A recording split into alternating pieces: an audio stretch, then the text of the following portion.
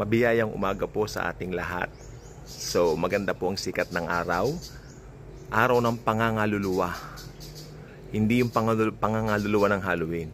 Araw ng, pagdadala ng kaluluwa kay Kristo. Ayan. Araw-araw pangangaluluwa. So, good morning po sa ating lahat. I would like to tackle something sa ating mga Kristiyano sa umaga pong ito. Do you have your Bibles with you?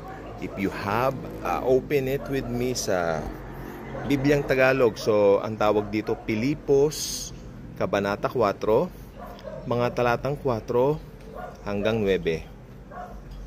Pilipos, Kabanata 4, mga talatang 4 hanggang 9. Okay? Gaganyan ko po yung telepono para makita nyo. Ganyan. Magalak kayong lagi sa Panginoon. Inuulit ko, magalak kayo. Ipadama ninyo sa lahat ang inyong kabutihang loob. Malapit nang dumating ang Panginoon. Huwag kayong mabalisa tungkol sa anumang bagay. Sa halip, hingin ninyo sa Diyos ang lahat ng inyong kailangan sa pamamagitan ng panalangin may pasasalamat. At ang kapangyarihan ng Diyos na hindi kayang maunawaan ng tao ang siyang mag-iingat sa inyong puso at pag-iisip dahil sa inyong pakikipag-isa kay Kristo Jesus. Bilang pagtatapos mga kapatid, lagi ninyong isaisip ang mga bagay na karapat-dapat at kapuri-puri, mga bagay na totoo, marangal, matuwid, malinis, kaibig-ibig at kagalang-galang. Isagawa ninyo ang lahat ng inyong natutunan, tinanggap, narinig at nakita sa akin. Sa gayon, sa inyo ang Diyos nagbibigay ng kapayapaan. Ang Panginoong Hesukristo na Diyos ng mga Diyos ang mapuri sa pagbasa ng kanyang mga banal na salita. Hallelujah! So it's very clear, dito po sa taas pa lang, magalak kayong lagi sa Panginoon. Ang Kristiyano laging may espiritu dapat ng kagalakan. Okay? Maski inuubo, ginagalak pa rin. Istorbo na itong ubong to, napepesta na ako rito. Pero magalak pa rin, di ba? So, yes, magalak kayong lagi sa Panginoon. Inuulit ko, magalak kayo. Alam nyo, this past week, yung mga pinoproblema namin sa transaction namin, hindi ko na po pinoblema. Nag-let go na kami. Kung mangyayari, Lord, na makatransact kami, so be it. Kung hindi, mas maganda ang balak ninyo. Ganun na. Kaya payapa po kami ngayong week na ito. O sabi pa dito, ipadama ninyo sa lahat ang inyong kabutihang loob. Malapit nang dumating ang Panginoon. So itong verse na ipadama sa lahat. Pag sinabing lahat, hindi lang believers ang magiging mabuti ka sa kanila. Maging mabuti tayo sa lahat ng tao.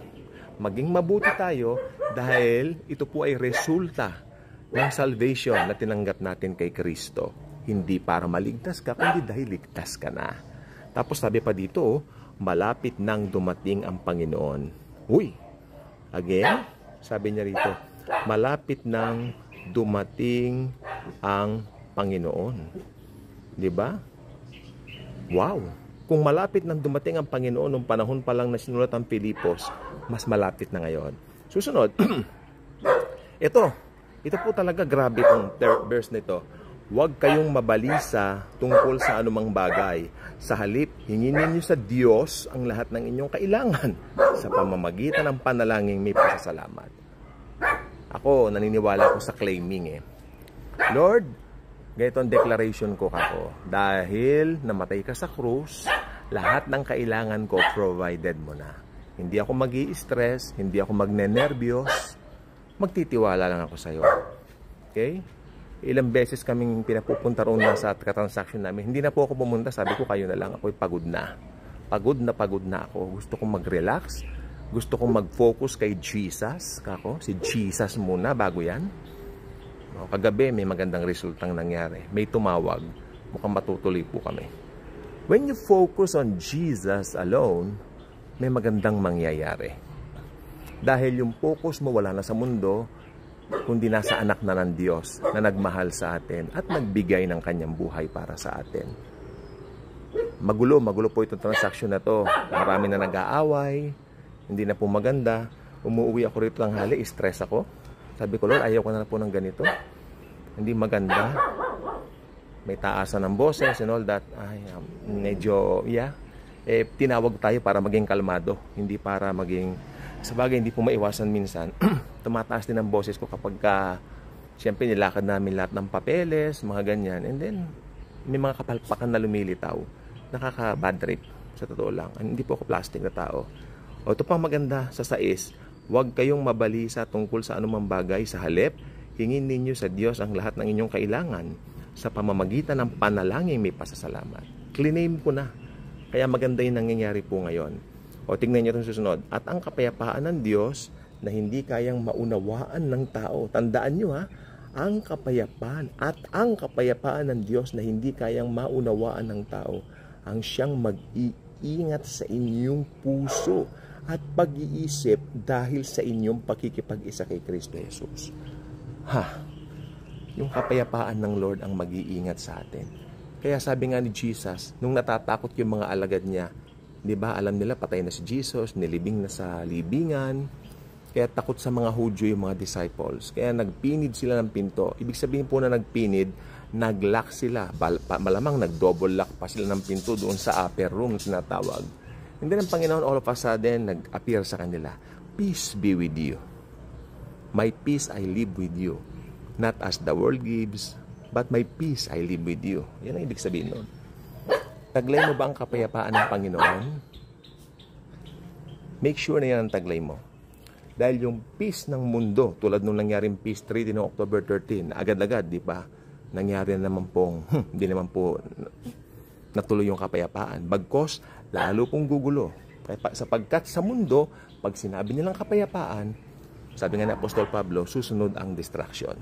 Pero ang totoong kapayapaan na kay Kristo, kapayapaan pong talaga. Kasi kung ano man yung mga troubles mo, kung ano man yung mga pinagdadaanan mo, the Lord Jesus Himself will fix that. Fix na po yan. Abangan mo na lang ang manifestation. Okay? Ayan, no?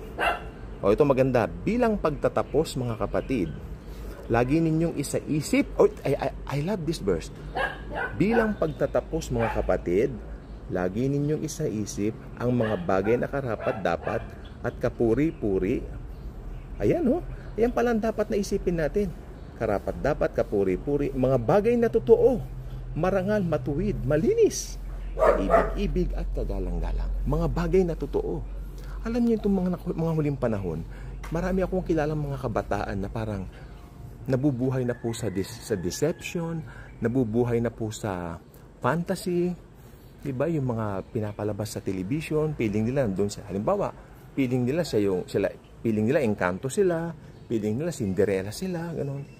Hindi po totoo yan. Wala pong ganyan sa Bible.